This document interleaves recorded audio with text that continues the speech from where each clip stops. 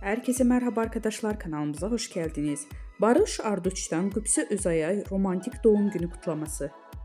Ünlü oyuncu Barış Arduç, eşi Qübsə Özay'ın 41. doğum günü sosyal medya üzerinde romantik bir paylaşım yaparak kutladı. Çiftin bu özel anı takipçileri tarafından büyük ilgiyle karşılandı. Barış Arduç ve Qübsə Özay 2014-cü yılında Dilha adlı film setində tanışarak aşk yaşamaya başlamışdılar. 2020-ci yılında evlənərək bu özel ilişkilərini taçlandıran çift 2022-ci yılında isə büyük heyecanla bekledikleri kızları Jan Asya'nın kavuşmuşdu. Barış Arduç ve Qübsə Özay çifti kızları Jan Asya adını verdiler. Özel hayatlarının gözlerden uzak tutmayı tercih eden ünlü çift, zaman zaman ayrıldıkları iddialarıyla gündeme gelmişti.